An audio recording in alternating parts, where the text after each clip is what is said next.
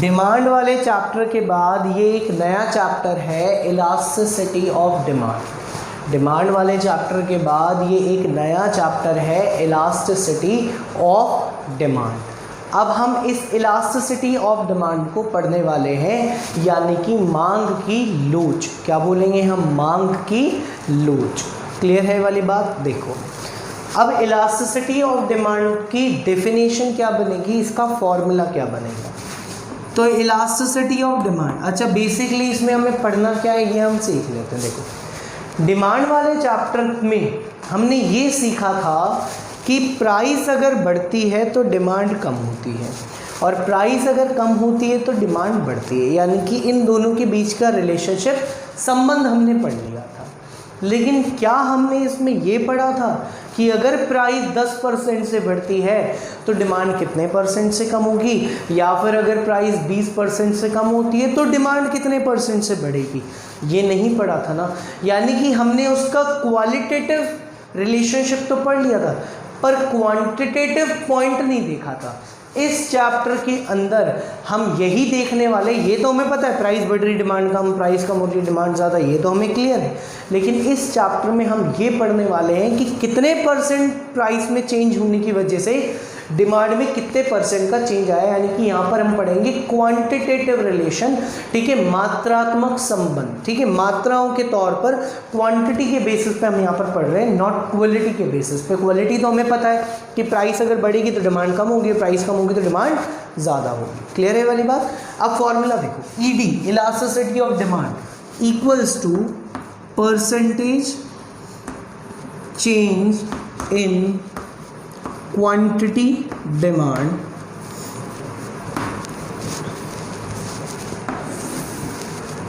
Upon percentage change in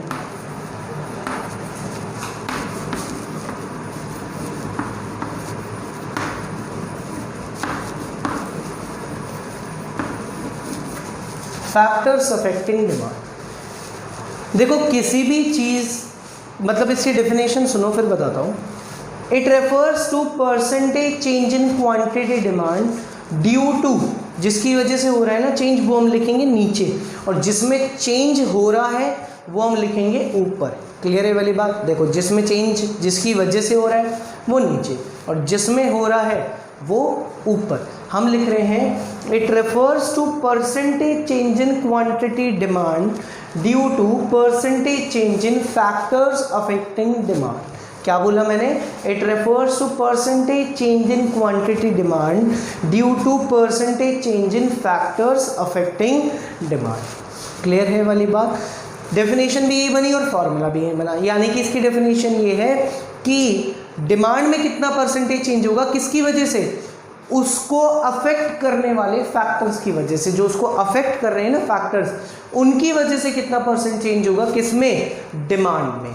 clear है वाली बात? ये है इलास्टिसिटी ऑफ डिमांड। अब तीन तरीके की इलास्टिसिटी की डेफिनेशंस हमें पढ़नी है। बेसिकली मैं यहाँ पर लिख रहा हूँ टाइप्स। सबसे पहला है प्राइस इलास्टिसिटी। अच्छा एक बात बताओ, फैक्टर्स अफेक्टिंग डिमांड तो हम पढ़ चुके हैं पहले भी। प्राइस ऑफ गिवन कमोडिटी यानी कि खुद की वस्तु की कीमत, प्राइस ऑफ रिलेटेड गुड्स यानी कि संबंधित वस्तु की कीमत, इनकम ग्राहक की इनकम, टेस्ट का मतलब यहाँ पर टेस्ट, नेचर, प्रेफरेंस, रुचि, प्राथमिकताएं होगी, और फ्यूचर एक्सपेक्टेशंस का मतलब, फर्दर एक्सपेक्टेशन का मतलब है भविष्य की संभावनाएं। ये फैक्टर्स होते थे, लेकिन मैंने नाम दिया प्राइस इलास्टिसिटी सॉरी, मैंने नाम दिया है प्राइस इलास्टिसिटी। तो इसका मतलब ये बात तो क्लियर है कि अच्छा इस पूरे चैप्टर में ध्यान रखना, चेंज हमारी डिमांड में ही हो रहा होगा, बस उसको अफेक्ट करने वाले फैक्टर्स अलग अलग होंगे। तो प्राइस इलास्टिसिटी से क्या समझ में आता है कि यहाँ पर जो हमारी डिमांड में परसेंटेज चेंज होगा वो किसकी वजह से? हमारी ही कमोडिटी की प्राइस की वजह से। किसकी वजह से? हमारी ही कमोडिटी की प्राइस की वजह से। यानी कि ED equals to percentage change in quantity demand, percentage change in price of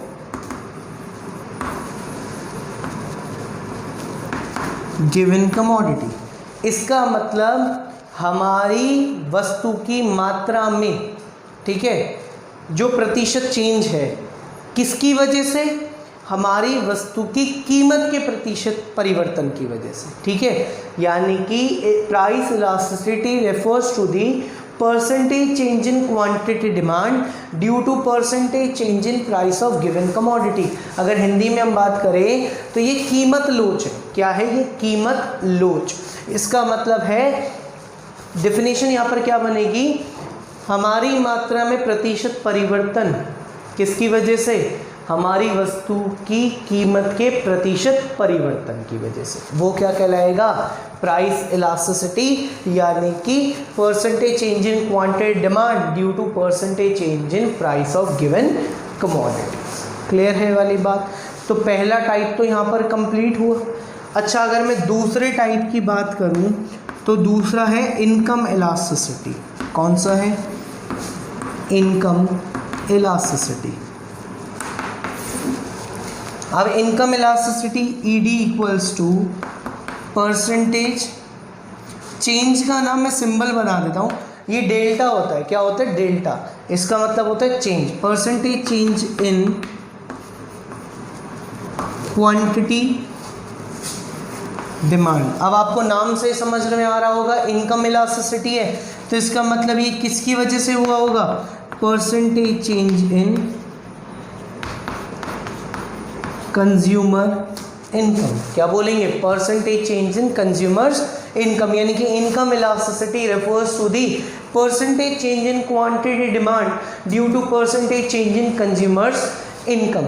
इसका मतलब जो आय लोच है उसकी डेफिनेशन यहाँ पर क्या बनने वाली है कि मात्रा का अनुपातिक परिवर्तन उपभोक्ता की आय के अनुपातिक परिवर्तन से, यानी कि उपभोक्ता की आय के अनुपातिक परिवर्तन से जो मात्रा में अनुपातिक परिवर्तन हुआ उसे हम क्या बोलेंगे, आय लोच। यानी कि इनकम इलास्टिसिटी क्या है, चेंज तो हमारी ही डिमांड में होना है, लेकिन फैक्टर कौन सा होगा, कंज्यूमर्स इनकम, यानी कि it refers to percentage change in quantity demand due to percentage change in consumers income. Clear है ये वाली बात? तो ये वाला टॉपिक समझ में, इलास्टिसिटी ऑफ डिमांड अपना चल रहा है ना। और इसमें अभी तक जो हम पढ़ चुके हैं, अभी आपको मैंने रिसेंटली ही 2 ही टाइप्स इलास्टिसिटी के बताए हैं, यानी कि लोच के 2 ही प्रकार इसमें बताए गए हैं। एक प्राइस इलास्टिसिटी यानी कि कीमत लोच, और एक इनकम इलास्टिसिटी यानी कि आय लोच, ठीक है। इसके बाद जो तीसरे प्रकार की elasticity, third type of elasticity है, वो है यहाँ पर क्रॉस इलास्टिसिटी। कौन सी है? Cross elasticity. अब ये जो क्रॉस इलास्टिसिटी है इसकी डेफिनेशन यहाँ पर क्या बनेगी, फॉर्मूले से बेसिकली डेफिनेशन मिलेगी, elasticity equals to percentage change in demand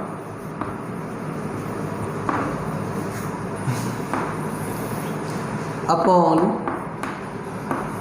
percentage change in price of related goods. यानी कि it refers to the percentage change in demand due to percentage change in price of related goods. यानी कि related goods कौन से होते हैं, substitute और complementary, यानी कि प्रतिस्थापन यानी कि स्थानापन्न, और इसमें पूरक वस्तुएं कॉम्प्लीमेंट्री, ठीक है। तो ये जो रिलेटेड गुड्स की प्राइस में जो चेंज आया उनकी वजह से जो हमारी डिमांड में चेंज आएगा उसको हम क्या बोलेंगे, क्रॉस इलास्टिसिटी। रिलेटेड गुड्स की प्राइस में जो चेंज आया उसकी वजह से जो हमारी कमोडिटी की डिमांड में चेंज आएगा उसको हम क्या बोलेंगे, प्राइस इलास्टिसिटी। क्लियर है ये वाली बात? कोई दिक्कत इस चीज़ में? यानी कि हमने 3 टाइप्स पढ़े, price elasticity, income elasticity, cross elasticity.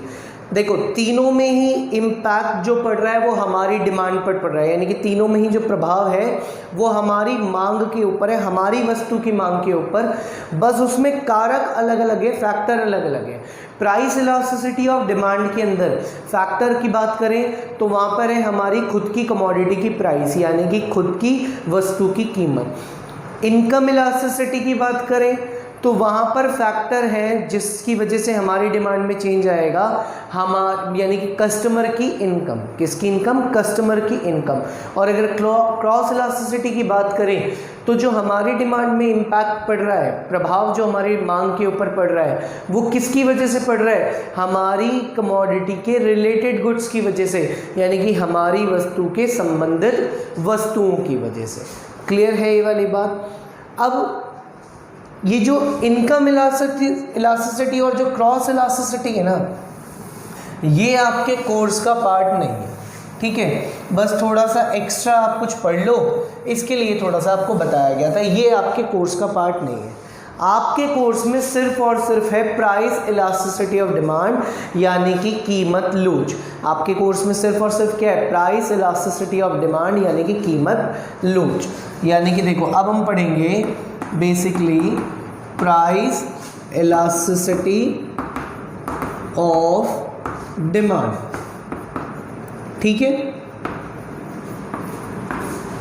अब ना इसके मेथड्स हैं, मतलब इसकी कैलकुलेशन के क्या है? मेथड्स हैं।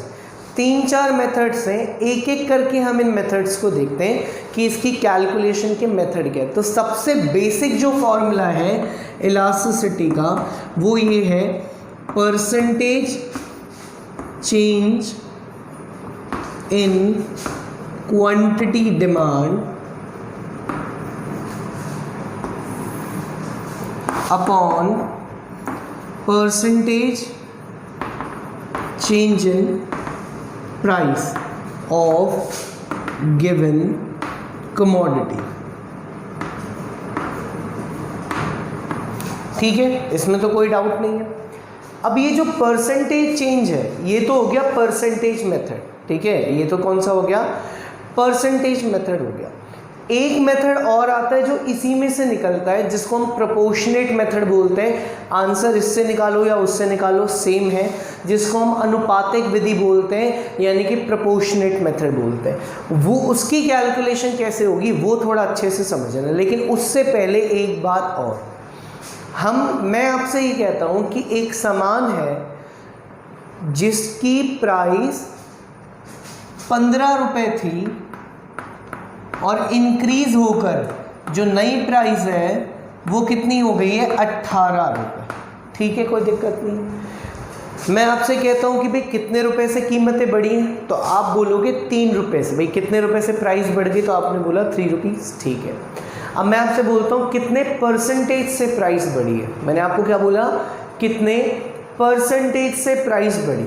तो देखो किसी भी चीज़ का परसेंटेज चेंज निकालने का एक सिंपल और आसान फॉर्मूला है, न्यू माइनस ओल्ड,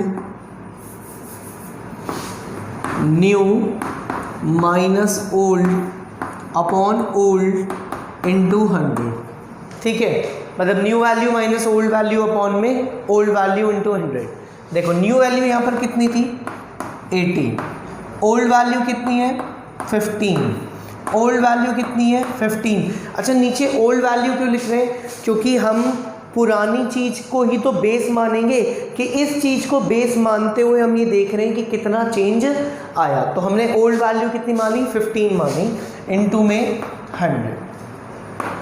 अब ये आया 3 अपॉन में 15 गुना में 100, 5, 20, कितना आ गया? 20%। यानी कि 15 रुपये जब प्राइस थी और जब वो बढ़कर 18 रुपये हुई तो कितने परसेंटेज का इंक्रीज़ आया? 20% का। कितने परसेंट का? 20% का। तो किसी भी चीज़ का परसेंटेज चेंज निकालने के लिए हम कैसे निकालते हैं? उसकी न्यू वैल्यू में से ओल्ड वैल्यू को माइनस करते हैं, बेस किसका रखते हैं? ओल्ड वैल्यू का, और परसेंटेज निकालने के लिए कितने से इंटू करते हैं? 100 से। समझ में आई? तो अब इसी का हम परसेंटेज चेंज से हम प्रोपोर्शनेट मेथड निकालने वाले हैं। देखो यहाँ से कैलकुलेशन शुरू करता हूँ। यहाँ से percentage change in quantity demand, हमें डिमांड का परसेंटेज चेंज निकालना है। तो कैसे निकलेगा? New demand minus old demand upon old demand into 100। देखो new value minus old value upon old value into 100 कर रहे ना, तो new demand minus old demand upon old demand into में 100, यही तो होगा। यानी कि नई डिमांड जिसको मैंने Q1 मान लिया माइनस पुरानी डिमांड जिसको मैंने Q मान लिया अपॉन में पुरानी डिमांड जिसको मैंने Q माना हुआ है इनटू में 100। तो ये तो हो गया percentage change in quantity demand, यानी कि अगर क्वांटिटी डिमांड का जो परसेंटेज चेंज निकालना है वो इससे निकलेगा। ऐसे ही परसेंटेज चेंज इन प्राइस कैसे निकलेगा? परसेंटेज चेंज इन प्राइस निकलेगा P1 minus P upon P into में 100। P का मतलब यहाँ पर क्या है? प्राइस, यानी कि नई प्राइस माइनस पुरानी प्राइस अपॉन में पुरानी प्राइस इंटू में 100। ठीक है, अब अपॉन में ऊपर नीचे 100 है तो ये तो कैंसिल ही हो गया। ठीक है, अब ये Q1 माइनस Q, यानी कि अब थोड़ा सा ध्यान से समझना, मैंने बोला 18 माइनस में 15, यानी कि नई प्राइस में से पुरानी प्राइस मैंने माइनस की, तो प्राइस का चेंज आ गया नहीं आ गया? भाई नई कीमतों में से पुरानी कीमतें माइनस की हैं तो कीमतों का परिवर्तन चेंज आ गया नहीं आ गया? अब हम चेंज को डिनोट करते हैं इससे, ये है डेल्टा। क्या है ये? डेल्टा। चेंज किससे दिखाया जाता है? इस सिंबल से, डेल्टा। यानी कि अगर मैं नई डिमांड में से पुरानी डिमांड को माइनस करूंगा, नई डिमांड में से पुरानी डिमांड को माइनस करूंगा तो डिमांड का चेंज आ जाएगा नहीं आ जाएगा? यानी कि ये आएगा डेल्टा Q, और अपॉन में तो Q है। इसी तरीके से नई प्राइस में से पुरानी प्राइस माइनस करूंगा तो डेल्टा P, और अपॉन में तो P है। ठीक है, यानी कि अगर हम इसको यहाँ से कंटिन्यू करें तो हम ये लिखेंगे delta Q upon Q divide में डेल्टा P अपॉन P, यही तो लिखेंगे हम इसको। कोई दिक्कत है? नहीं है। ठीक है, अब जब ये डिवाइड को हम इनटू में बदलते हैं तो ये रेसिप्रोकल हो जाता है, यानी कि उल्टा हो जाता है, ये ऊपर और ये नीचे। यानी कि क्या होगा? Delta Q upon Q into में P अपॉन में डेल्टा P। ओहो, क्या आ गया? डेल्टा P आ गया। क्लियर है वाली बात? चलो अब मैं डेल्टा वाली साइड एक साइड ले रहा हूँ, तो यानी कि ये आया delta Q upon delta P into में P अपॉन में Q, ये आ गया। ये है हमारा लास्ट स्टेप, यानी कि ये फॉर्मूला है हमारे प्रोपोर्शनेट मेथड का। कौन से मेथड का है?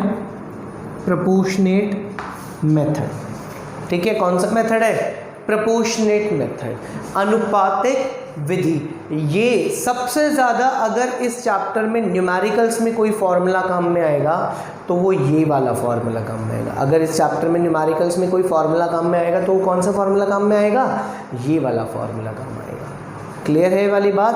तो अभी हमने इसके दो बेसिकली मेथड्स देखे। एक हमने देखा परसेंटेज मेथड, जो तो हमें पता है percentage change in quantity demand upon percentage change in price, और एक हमने उसको डिराइव करके उसका डेरिवेशन करके प्रोपोर्शनेट मेथड देख लिया, अनुपातिक विधि देख ली। एक बात ध्यान रखना, हो सकता है कि आप लोग कहीं इधर उधर से बुक में सर्च करो इधर उधर से, तो पहले क्लियर कर देता हूँ कि यहाँ पर साइन माइनस का होता है। माइनस का साइन क्यों होता है वो समझो आप। प्राइस बढ़ती है तो डिमांड क्या होती है? कम, है ना, और प्राइस कम होती है, डिमांड क्या होती है? ज़्यादा। तो ये जो माइनस का साइन होता है मैंने लगाया नहीं है, मैंने लगाया नहीं है क्योंकि अभी हमारे लिए कोई सेंस की बात नहीं थी, क्योंकि मेन तो हमें आपको डेरिवेशन सिखाना था। ठीक है, माइनस का साइन किस चीज़ को डिनोट करता है? प्राइस और डिमांड के नेगेटिव रिलेशनशिप को, यानी कि कीमत के और मांग के जो इन्वर्स, जो ऋणात्मक संबंध है, जो नेगेटिव रिलेशनशिप है, अपोजिट रिलेशनशिप है कि प्राइस बढ़ रही है, डिमांड कम, और प्राइस कम हो रही है, डिमांड ज़्यादा, ये नेगेटिव साइन उस चीज़ को डिनोट करता है। ठीक है, जब हम न्यूमेरिकल्स करेंगे तब आपको ये चीज़ समझा दी जाएगी, कोई डाउट नहीं है। चाहो तो आप लगा लो, इसमें कोई इशू नहीं है, हर लेवल पर लगा लेना। ठीक है, ये लो लग गया यहाँ पर, ये लो, क्लियर है वाली बात। और लगाओ या मत लगाओ भी कोई दिक्कत नहीं है इस चीज़ में, ठीक है, क्योंकि मेन हमें यहाँ पर आपको डेरिवेशन सिखाना था। तो ये टॉपिक तो हमारा कंप्लीट हुआ। ठीक है।